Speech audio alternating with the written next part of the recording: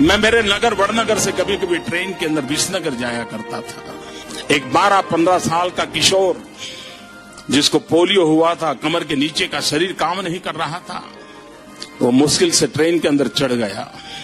उस गंदे कपड़े थे, भिक्षुक जैसा लगता था, लेकिन वो भीख नहीं मांगता था और हर किसी के पास जाकर के वो रिक्वेस्ट करता था मुझे बूट पॉलिश करने के लिए दीजिए। और उस समय 10-15 पैसे में बूट पॉलिश होती थी और लोग कभी दया भाव के कारण, कभी करुणा के भाव के कारण उससे अपना जूतों की पॉलिश करवाते होंगे। लेकिन मैंने देखा पॉलिश वाले करने वाले बहुत देखे थे, लेकिन इस बच्चे की तरफ मेरा ध्यान गया।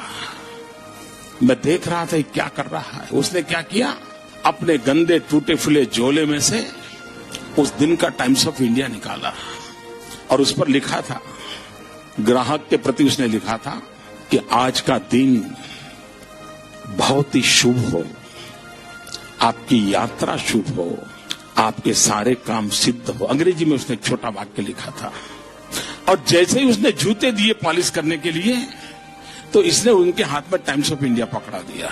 उस ग्राहक को भी लगा कि 10 पैसे में पॉलिश हो रही है और 1 रुपये का अखबार पढ़ने को मिल जाता है। इस घटना को मैं देख रहा था तो मैंने उस बालक को पूछा, मैंने कहा भाई तुम हो कौन? बोले मैं कर्नाटक का हूं,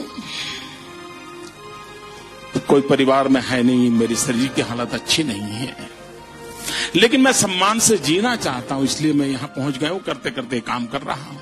और बोले मैं लोगों की सबसे अधिक सेवा करना चाहता हूं। बोले हर दिन सुबह एक टाइम्स ऑफ इंडिया खरीद लेता हूं और दिन भर में 25-30 लोगों की जब पॉलिश करता हूं, 5 मिनट 7 मिनट पॉलिश करता हूं, उतनी देर वो अखबार पढ़ लेते हैं और मुझे आशीर्वाद भी देते हैं, पैसे भी देते हैं।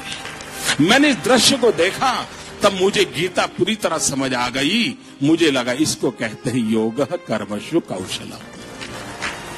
पॉलिश करने वाले काम को उसने योग बना करके जिस प्रकार से उसमें प्रोफेशनलिज्म ला करके काम किया था, और यही तो योग कर्मसु कौशलम है जो जिंदगी को जोड़ देता है,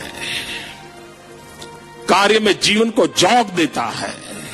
वो यौगिक अवस्था को प्राप्त करके जीवन में एक अद्भुत अनुभूति का एहसास करता है। उच्यते अनेन इति योग कर्म